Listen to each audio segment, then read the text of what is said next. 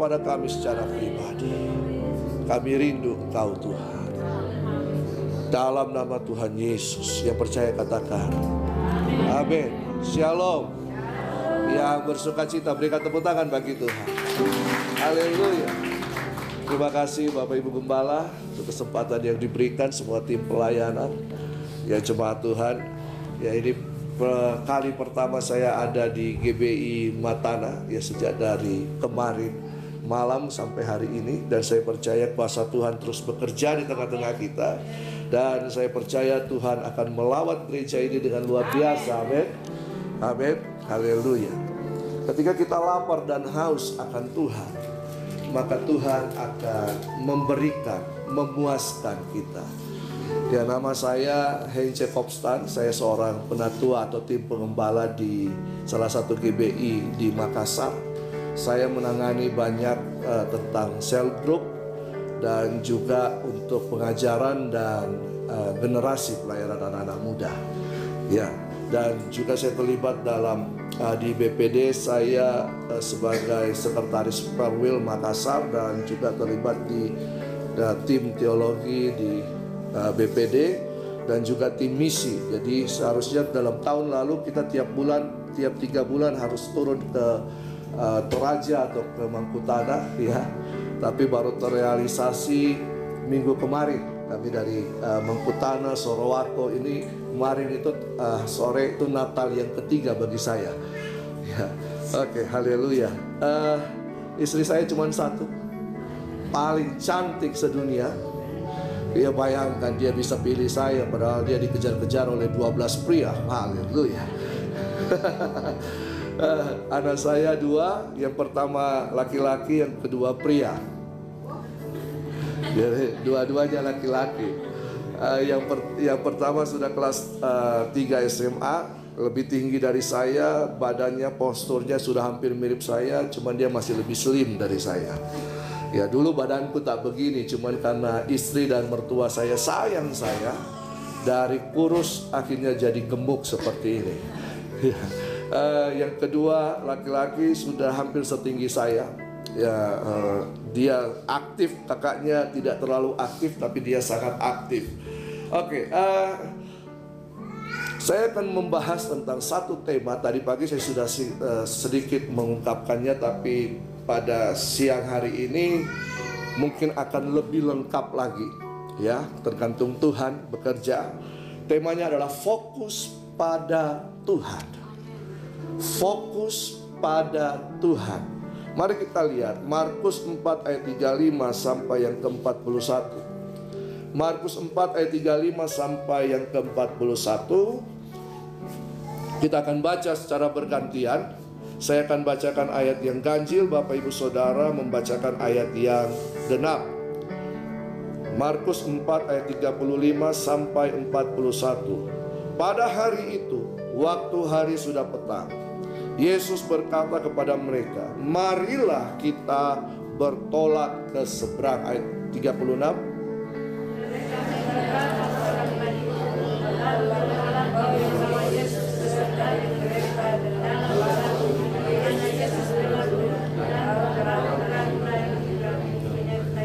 Lalu mengamuklah taufan yang sangat dahsyat, dan ombak menyebur masuk ke dalam perahu, sehingga perahu itu mulai penuh dengan air. 38.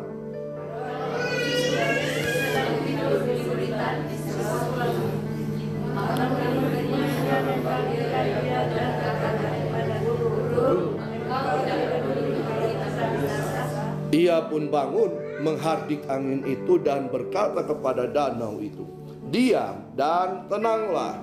Lalu angin itu reda dan danau itu menjadi teduh sekali.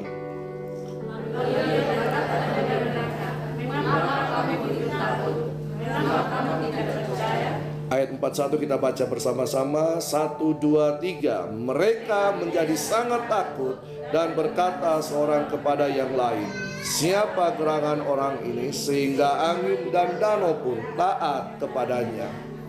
Ini merupakan suatu gambaran kehidupan orang Kristen hari-hari ini. Ya, pada waktu itu hari sudah sore, Tapi Yesus menyuruh para murid untuk bersama-sama naik ke perahu, bertolak ke seberang. Bertolak ke seberang. Kemana Yesus akan pergi? Ke seberang. Fokus daripada kepergian Yesus adalah ke seberang. Ada apa di seberang? Nah, ada apa di seberang? Gereja Tuhan jangan hanya berfokus pada satu tempat, tetapi harus keluar dan melangkah menuju kepada suatu tempat yang lain, ke seberang. Umat Tuhan jangan berpuas diri, tapi harus melangkah maju ke seberang. Nah, ketika itu para murid dan Yesus dalam satu perahu, mereka bertolak ke seberang. Tetapi mereka tidak sendirian, mereka diikuti oleh perahu-perahu yang lain. Karena perahu-perahu ini, orang-orang yang ada di perahu-perahu yang lain ini ingin terus mencari Yesus. Mereka ingin terus untuk dekat dengan Yesus. Nah, ketika sedang berada di dalam perahu, lalu tiba-tiba datanglah angin tofan.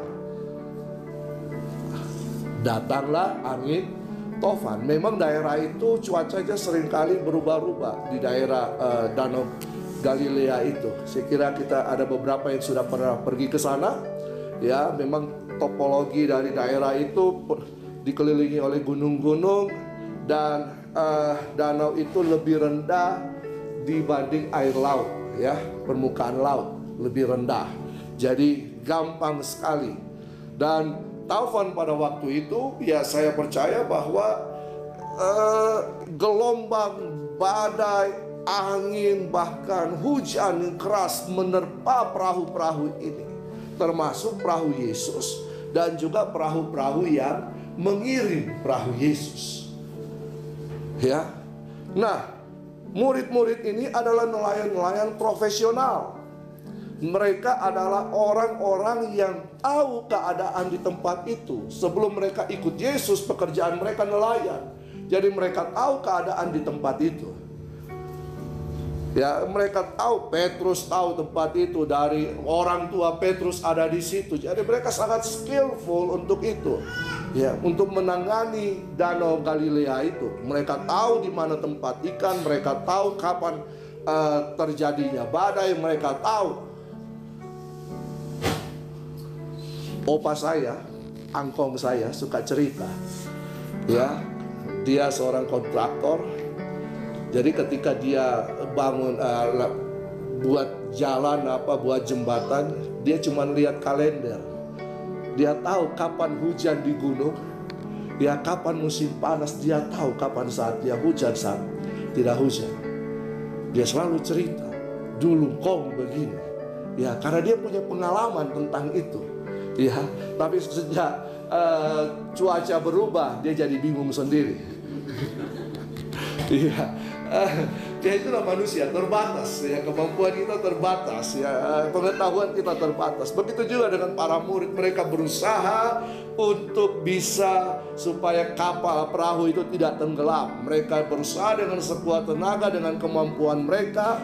Mereka mengeluarkan air yang mulai masuk ke dalam perahu itu, dan mereka tidak mempedulikan Yesus. Mereka hanya fokus kepada masalah dan persoalan yang sedang dialami dalam perahu itu.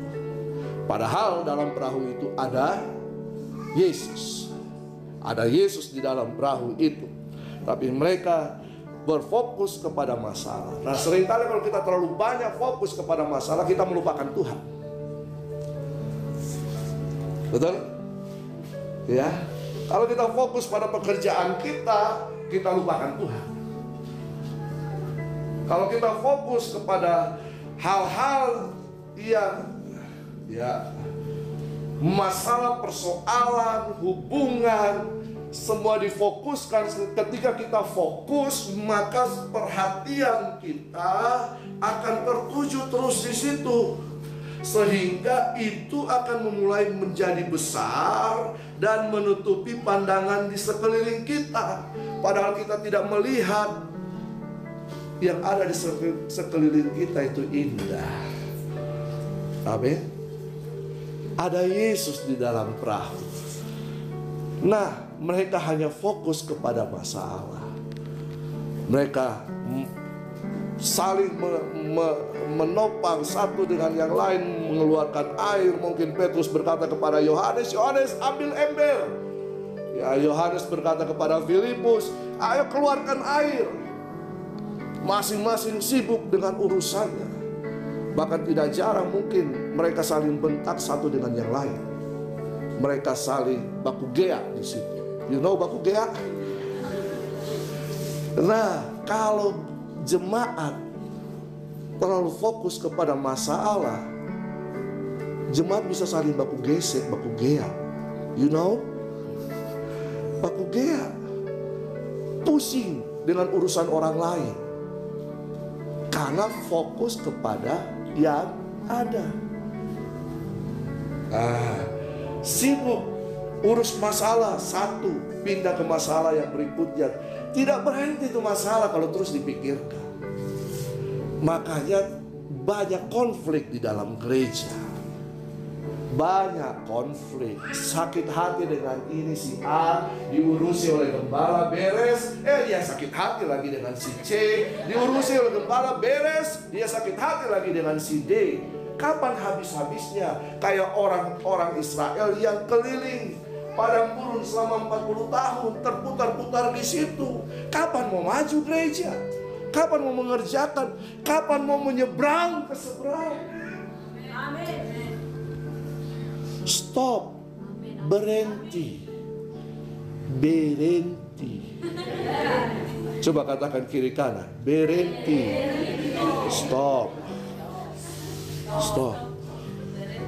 Gereja satu dengan gereja yang lain, GU dua-dua.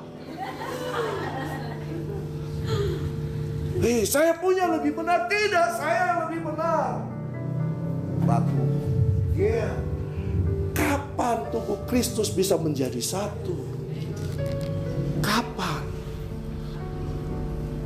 Saya ini puji Tuhan dibentuk pergaulan saya, pergaulan anak deker.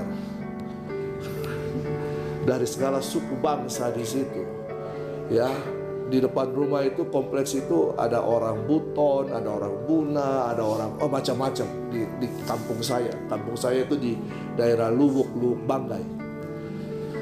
Jadi tiap malam kami gabung di situ. Saya orang Chinese, gabung dengan orang Buton, gabung dengan orang Muna, gabung dengan orang Saluan, gabung kami semua di situ. Ambil gitar, nyanyi sama-sama. Ya, pagi saya di gereja Pantekosta, sore saya di gereja Protestan vokal group. Pagi saya main musik di gereja Pantekosta, sorenya kami vokal grup keliling gereja Protestan. Namanya kalau nggak salah Suara Kasih atau Tongkat Kasih, saya lupa. Ya. Nah, tidak ada gunanya kita hanya terputar-putar dengan masalah. Para murid ini hanya terputar-putar untuk bisa menyelamatkan perahu mereka supaya tidak tenggelam. Mereka terputar-putar di situ. Dan ketika mereka tidak mampu, baru mereka cari Yesus. Itu gambaran kita manusia. Saat kita tidak mampu, kita padahal kalau masih kuat-kuat, masih jaya-jayanya, apa itu Tuhan? Ya, kalau perlu tidak usah libatkan Tuhan. Kenapa? Karena banyak aturannya. Harus memberi ini, harus ibadah, harus berdoa, harus baca Alkitab. Banyak aturannya. Lebih baik suka-suka. Hidup suka-suka, foya-foya. Ya, hidup semau gue. Hei, itulah manusia. Ketika susah, cari Tuhan. Murid-murid datang kepada Tuhan. Coba lihat ayat yang ke 38. Pada waktu itu Yesus sedang tidur di Buritan, di sebuah tilam. Buritan itu tadi pagi saya sudah beritahu bahwa itu adalah tempat kemudi kapal, perahu itu, di sebuah tilam. Maka murid-muridnya membangunkan dia dan berkata kepadanya, "Guru, engkau tidak peduli kalau kita binasa?" Guru, Engkau tidak peduli kalau kita binasa. Seolah-olah ini kalimat yang kasar, tapi ini kalimat yang sudah putus asa. Guru, mungkin siapa? Petrus kan? Nah, Petrus yang suka kajili-jili. Petrus kajili-jili. Oi guru, bangun kok. Kita orang ini semua tenggelam. Akhirnya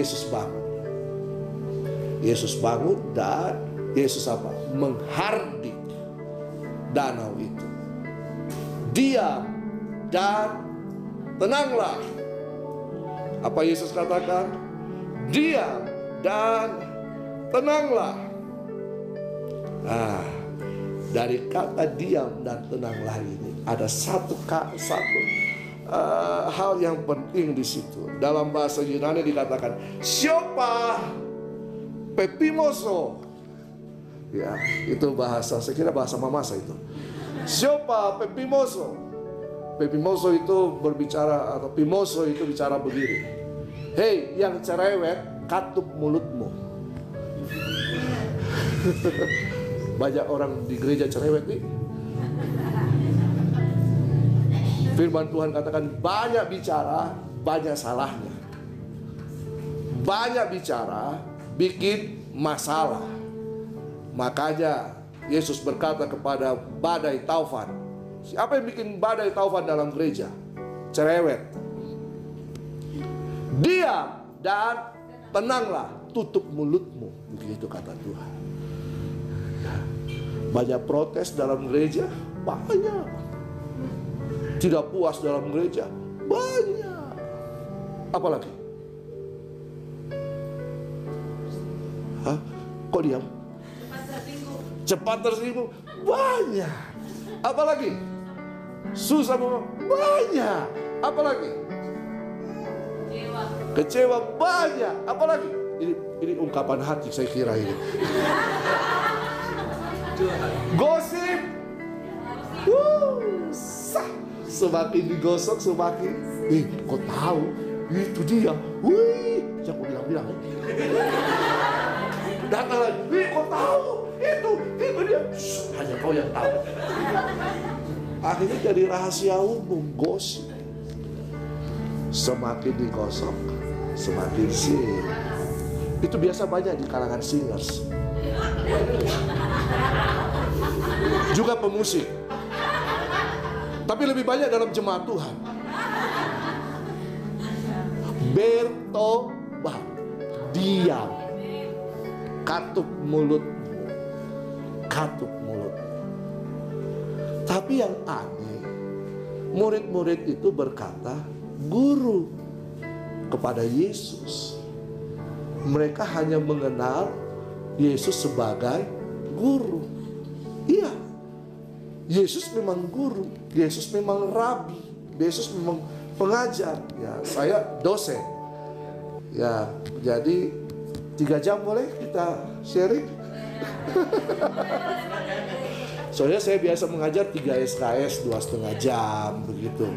Ya, kalau kuliahnya kelas intensif dari pagi sampai malam saya ngajar, berbusa-busa. Ya. Tapi saya tahu Bapak Ibu banyak pekerjaan di rumah. Saya mengerti. Kenapa saya mengerti? Karena Tuhan juga mengerti. Haleluya ya. Oke. Nah, jadi kata diam di sini dalam bahasa Yunani terkait dengan mulut. Dan mereka memanggil Yesus sebagai guru. Mereka mengenal Yesus sebagai guru. Karena seorang rabi hanya akan tampil di muka umum ketika usianya 30 tahun. Yesus ketika usia 30 tahun baru keluar tampil di muka umum. Dan dia mulai mengumpulkan para murid. Ayo ikut aku, ayo ikut aku, ayo ikut aku. Jadi mereka mengenal Yesus sebagai guru. Karena Yesus sangat berkuasa dalam mengajar. Ya, kita sangat berkuasa dalam bergosip. Yesus berkuasa dalam mengajar. Yesus ajar orang bertobat, orang dipulihkan. Kita bercerita orang baku bombe satu dengan yang lain. Gereja hancur gara-gara itu. Mereka berteriak, "Guru!" Walaupun mereka baru mengenal Yesus sebagai guru, tapi Yesus menolong mereka. Dan saya percaya juga perahu-perahu yang lain ikut mendapatkan pertolongan Tuhan, karena mereka ada di danau yang sama. Amin. Mereka ada di danau yang sama. Orang yang mencari Tuhan sungguh-sungguh akan mendapatkan pertolongan Tuhan. Orang yang merasa dahaga kepada Tuhan akan dipuaskan. Orang yang haus akan hadirat Tuhan akan dipuaskan oleh Roh Kudus. Tapi sebelum saya lanjut, kita akan dengarkan kesaksian dulu. Boleh? Ya. Mas Agung, silakan. Kita tepuk tangan dulu untuk tadi pagi kesaksiannya luar biasa. Cuman sayang katanya istrinya tidak dengar.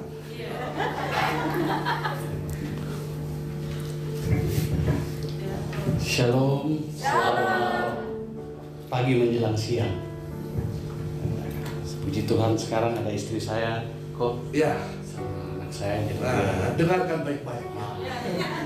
Kalau kok disayang mertua, saya juga disayang mertua. Cuma saya lebih sayang istri saya, jadi istri saya yang lebih gemuk. Haleluya.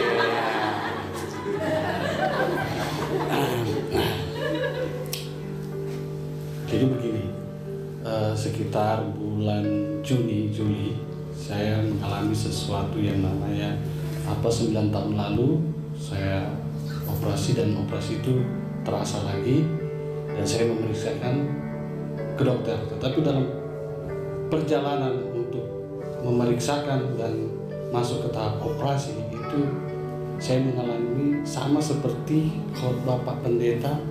Saya mengalami ketakutan di mana situasi di luar yang lagi corona. Nah, saya pada waktu itu masih kondisi yang tidak stabil, di mana saya mempunyai dasar sama sekali dan saya tidak pernah bertumbuh di dalam keluarga yang mengenal Tuhan sungguh-sungguh. Orang tua saya juga bukan dari kalangan hamba Tuhan. Saya merasa kebingungan pada waktu itu. Saya bilang, saya mau bagaimana? Apakah saya memeriksakan diri saya pulang tidak membawakan sesuatu penyakit virus corona ke dalam rumah tangga saya? Sepulang dari rumah sakit itu ketika saya periksa, itu yang membuat saya takut. Saya bergumul, saya berdoa, tetapi tetap saja ada rasa khawatir. Tapi saya mencoba terus, saya melawan rasa takut itu. Saya katakan bahwa saya pasti disertai oleh Tuhan. Saya memeriksakan dan saya bertanya kepada security-nya dulu, "Pak Satpam, ini rumah sakit ini terima pasien corona enggak?" Dia bilang tidak. Saya bilang, "Aduh, puji Tuhan, saya datang di tempat yang tepat." Saya masuk periksa. Saya mendaftarkan sebelumnya saya di nomor 2, padahal saya mengharapkan urutan 1 supaya saya duluan yang diperiksa. Dokter belum jamah orang lain, tapi saya bilang sudahlah, enggak apa-apa nomor 2. Pada saat sampai di sana, orang yang nomor 1 rupanya dipanggil tidak datang, berarti saya menjadi orang nomor 1-nya. Di situ karena saya berangkat dari rumah, saya berdoa, saya katakan, "Tuhan, saya mau ke rumah sakit untuk memeriksakan diri saya. Dalam perjalanan ini, Engkau menyertai saya selalu, dan saya dalam kendali tangan Tuhan." Setelah saya memeriksakan, dokter bilang, "Kamu operasi." Oke, saya diberikan catatan untuk memeriksakan, ambil darah, foto toraks, rapid test, semuanya. Yang saya takutkan rapid testnya. Kenapa? Karena kan saya dari rumah sakit. Saya bilang, wah ini rapid testnya apa? Nanti gimana yang mau jaga? Yang jaga ini pasti kalau saya reaktif, pasti yang jaga tidak jadi. Yang jaga saya pasien Satgas COVID-19, pakaian hazmat yang lengkap, yang saya tidak bisa berbicara sama-sama. Dia juga pasti bilang, Bapak di sini aja. Dan mungkin setiap 6 jam baru dikunjungi saya. Waduh, ini bingung juga. Saya berdoa, saya bergumul, saya menyanyi sendiri dalam kamar. saya naikkan pujian penyembahan saya sama Tuhan. Saya minta pertolongan Tuhan, Tuhan sertai. Saya minta tolong Tuhan, apapun hasilnya saya serahkan dalam tangan Tuhan. Saya memeriksakan, dan setelah diambil darah, ambil semuanya, foto toraks, rapid test, saya bergumul buat hasilnya lagi. Karena jam 4 sore saya ambil hasil. Saya berdoa, saya menangis, saya memuji, menyembah. Saya berangkatlah sama istri saya, sama anak saya yang nomor 2, kami ke sana. Ngambil, setelah ambil, saya buka semuanya. Saya yang pertama yang saya cari hasil rapid testnya. Kalau yang lain saya belum mau lihat. Saya bilang ini urusan medis, rapid test dulu.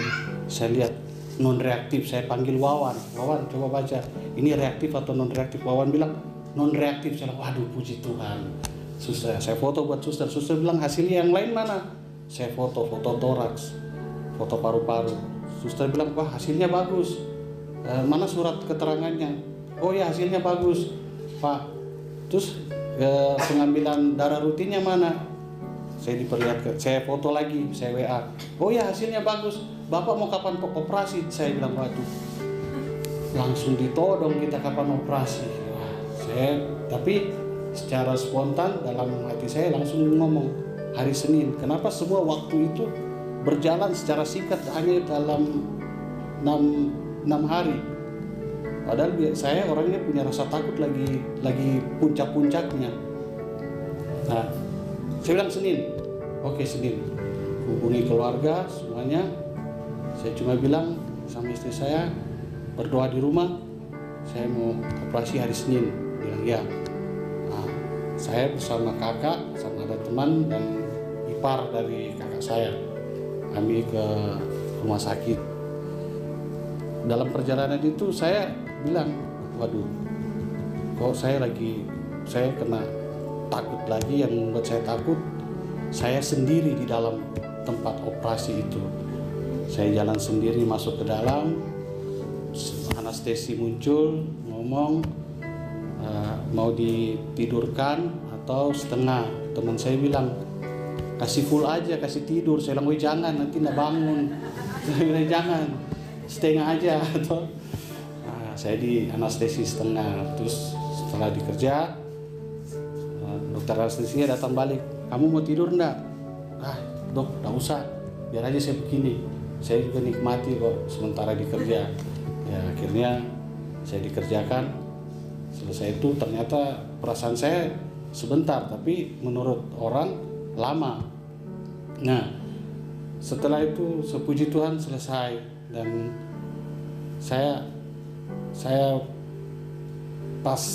pasca operasi itu, masa penyembuhan, saya mengalami lagi pergumulan tentang untuk ke rumah sakit untuk kontrol, karena COVID masih tinggi di Makassar. Dan orang yang datang di rumah sakit kita tidak tahu. Kalau saya tahu kondisi diri saya, tapi saya tidak tahu kondisi orang yang datang ini bagaimana. Ya kan, saya bilang, aduh, saya berdoa terus, Tuhan, saya dalam kendali tangan-Mu. Saya yakin Tuhan pasti pelihara, dan istri anak saya terlindungi dan tidak akan. Dan puji Tuhan, sampai sekarang kami terpelihara, tidak ada apa-apa, dan Tuhan tetap menjaga sampai detik ini. Dan satu saya pesan, ketika kita mau bersungguh-sungguh dalam Tuhan, kita harus mengakui segala dosa dan kesalahan kita. Jangan ada dosa tersembunyi. Jangan kita seperti Adam, ketika berbuat dosa, Tuhan mencarinya, dia bersembunyi.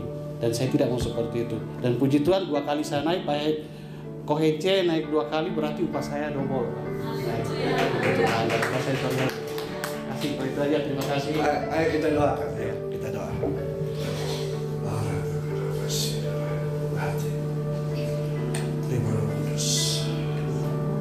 Fill with the Holy Spirit. Fill with the Holy Spirit.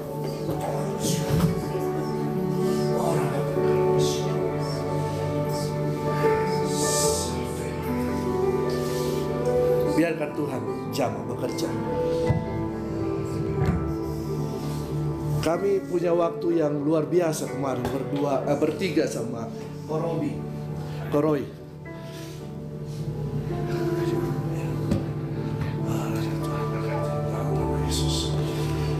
Biar kuasa Tuhan, penyertaan Tuhan, hidup yang berkenan kepada Tuhan, menjadi saksi, menjadi berkat bagi banyak orang.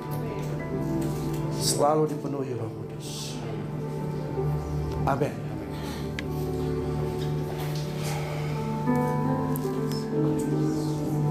Ketika murid-murid mengandalkan kekuatan mereka, mengandalkan manusia, mereka tidak sanggup untuk mengatasi badai itu.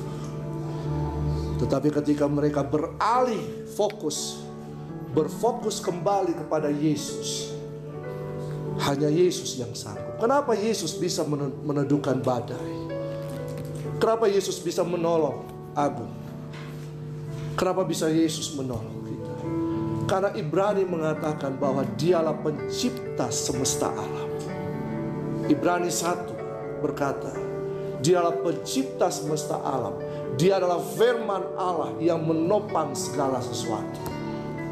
Jadi bagi Dia, badai apapun itu gampang. Tapi seringkali kita melupakan Yesus. Seringkali kita melupakan Yesus. Dialah Tuhan, Dialah firman Allah yang hidup. Saya mengajak Bapak Ibu Saudara untuk terus bertumbuh di dalam kebenaran firman Tuhan. Agung kemarin cerita bahwa dia tidak dibimbing oleh siapapun, tapi dibimbing oleh YouTube. Maksudnya dia nonton ya khotbah-khotbah pendeta-pendeta di YouTube. Padahal di sampingnya teman saya juga seorang pendeta, ya samping rumahnya. Tapi karena fokus dan respon itu yang membuat seseorang imannya bangkit dan kuat. Ketika kita mulai berfokus kepada Yesus, tidak berfokus kepada masalah, maka lihat, kita akan menyeberang ke seberang. Kita akan menyeberang ke seberang. Dan ketika para murid melihat tentang Yesus, ketika Dia bangun, Dia meneduhkan danau itu, mereka bertanya, siapakah Dia gerangan? Siapakah Yesus ini? Dan ketika kita mulai bertanya tentang Yesus, itu merupakan suatu usaha untuk lebih mengenal Yesus lagi. Mari kenal Yesus lebih dalam lagi. Jangan hanya kata pendeta, jangan hanya kata orang, tapi alami Yesus dalam hidup.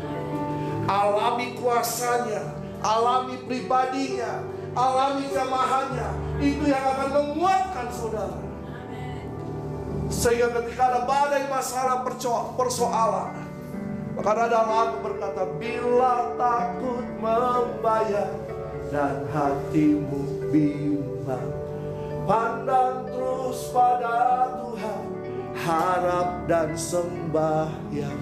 Lewat kuasa Roh Kudus, naik lebih tinggi, semakin tinggi. Saya lupa. Lewat gunung dan lembah. Amin.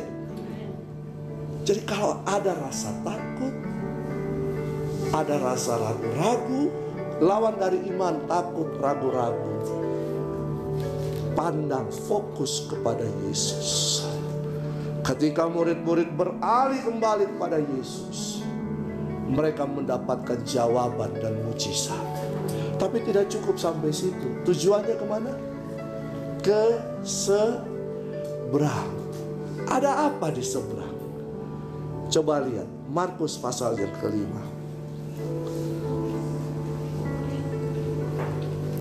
Markus pasal yang kelima. Ternyata di seberang itu ada satu orang gila yang dirasuk oleh setan di Gerasa. Dan tujuan Yesus ke seberang lewat badai itu hanya untuk ketemu orang ini. Ada tujuan dalam kehidupan kita.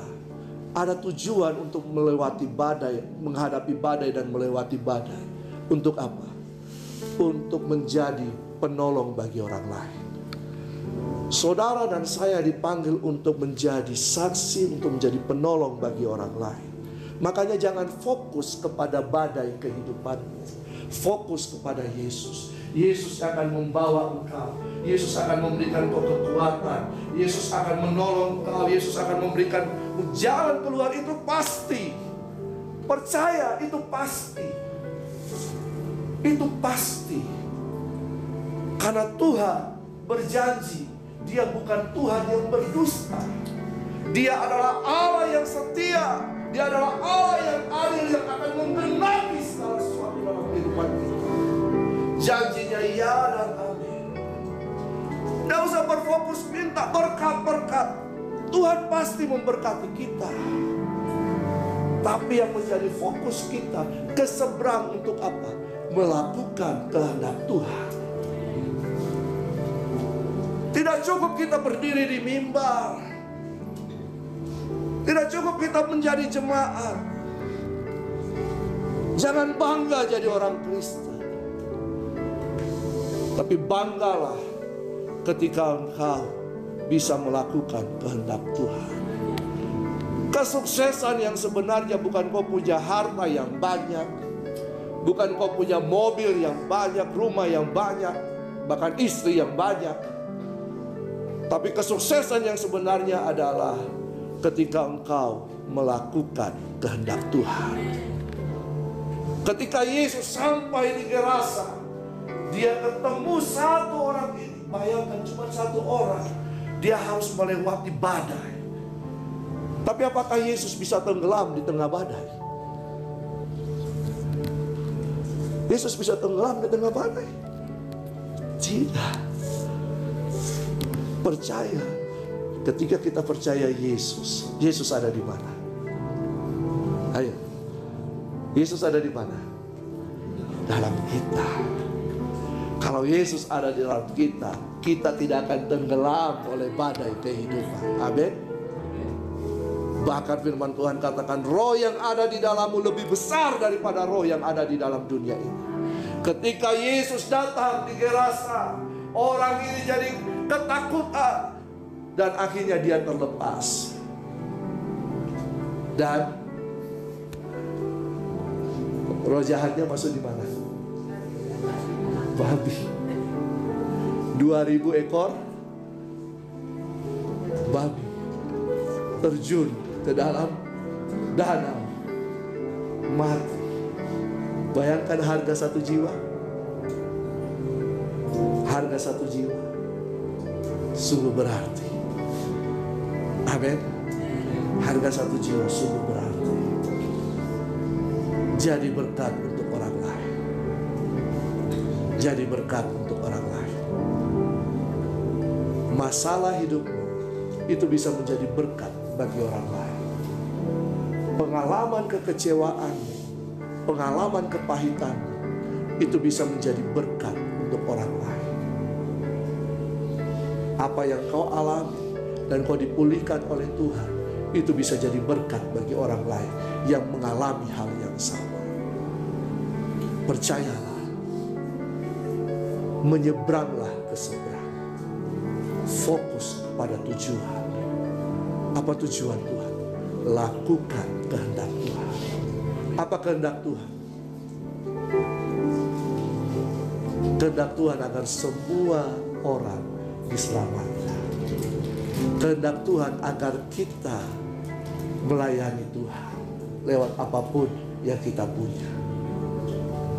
Kenapa gereja bisa bentrok? Karena jemaat tidak melayani Tuhan. Hanya baku rebut pelayanan di dalam gereja yang seperti ini. Iya kan? Coba berapa singers hari ini? 3. Berapa jemaat? Kalau semua jadi singers, baku rebut kan? Saya. Tapi coba kalau kita diperlengkapi, kita tahu panggilan kita, dan kita keluar ke seberang, kita jangkau orang-orang. Ada keributan? Tidak. Yang ada justru apa? Kemenangan. Amin. Yang ada justru apa? Penyertaan Tuhan. Yang ada justru apa? kuasa Tuhan menyertai kita. Saudara rindu? Saudara rindu? Mari kita bangkit berdiri, berdoa bersama-sama. Haleluya. Imatakaramas.